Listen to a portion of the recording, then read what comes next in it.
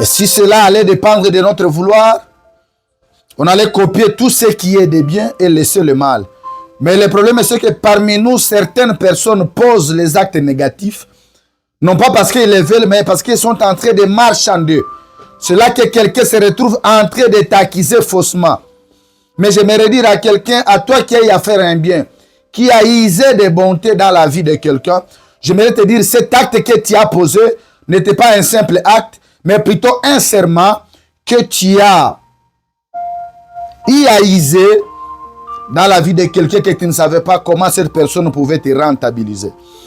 Je l'ai dit l'autre fois quand je parlais sur l'amour de Dieu, je le répète encore aujourd'hui, la bonté que Jonathan usait envers David a facilité que Mephibosheth, qui était perclus de pieux, interdisait par la loi en Israël de ne pas piétiner la cour royale, mais ce jour-là, parce qu'il y a eu un bien qui l'a précédé, il y a eu un héritage laissé à son identité sans qu'il soit partie prenante de sa présence au travers de l'héritage mentionné par la génération future.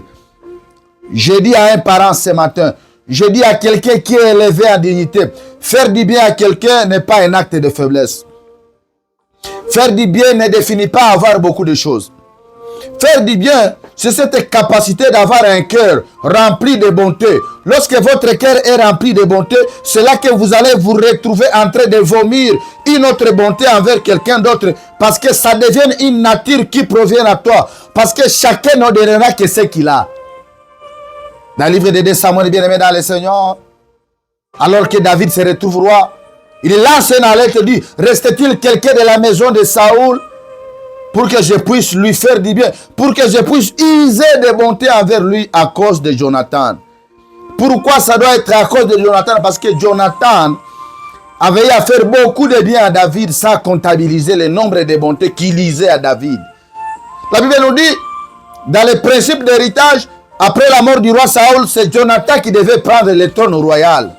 Mais ce jour-là, Jonathan parlait avec David et dit, les jours que toi tu deviendras roi, oh Seigneur. Certaines prophéties ne demandent pas à avoir les dons de prophétie. Certaines prophéties ont cette capacité de voir la chose et regarder cette chose, dit que cette chose ne doit être faite que par les voisins et non par moi. Mais si vous voulez faire toute chose, si vous voulez vous mettre à la place pour devenir toute chose, vous ne pouvez pas accomplir toute chose parce que vous n'êtes pas Dieu. Les multitudes de fonctions, ce qu'on appelle l'omnipotence, l'omniprésence, se cache derrière la divinité de Dieu. Il est le seul capable d'agir et de faire ce genre de choses à la fois. Dans certaines dimensions de la vie, apprenons à croire et à savoir que moi, je ne peux pas faire ça, mais je dois laisser l'autre à le faire. Et ce jour-là, bien-aimé dans le Seigneur, Mephibosheth qui était à Lo-Debar, un quartier reculeux, mais il a été la saison de le chercher pour le ramener. Le problème n'est pas le temps, le problème n'est pas la grâce, le problème c'est qu'il est en train de s'aimer là où son père a laissé. Qu'est-ce que tu es en train de s'aimer dans la vie de tes enfants? Quel héritage que tu laisses au travers ton attitude? Quel héritage que tu laisses au travers ton comportement? Tu as un peu d'argent, tu fais mettre à genoux toute la terre. Je prie ce matin, si la bénédiction de quelqu'un peut devenir un élément qui transformera les êtres esclaves, et si cela tire sa source dans la divinité de Dieu que moi je sors, je prie ce matin que Dieu retire sa bénédiction. Tu ne peux pas avoir une petite chose et croire que toutes les créatures sont devenues inférieures à toi, comme si c'est toi qui es à la place du créateur incréé qu'on appelle le Dieu Tout-Puissant. Tu es créé comme nous, mais tu ne peux pas nous rendre tes esclaves parce que Dieu t'a béni.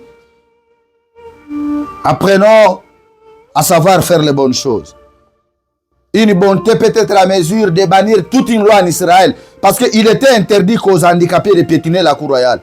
Mais à cause du bien que Jonathan avait fait envers David, ce jour-là, David n'a pas regardé la constitution pour savoir qui est censé être ça et là.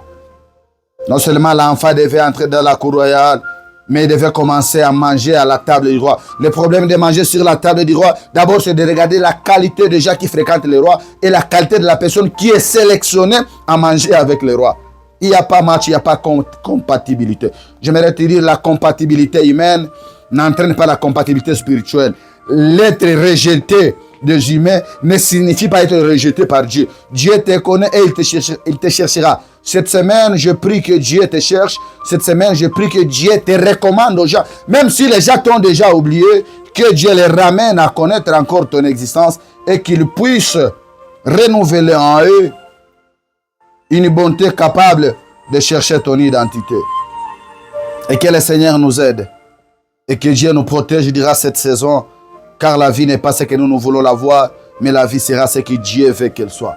Au nom de Christ, nous déclarons que toutes les bonnes choses vous localisent et que sa grâce et sa bonté puissent être votre partage. Au nom de Jésus.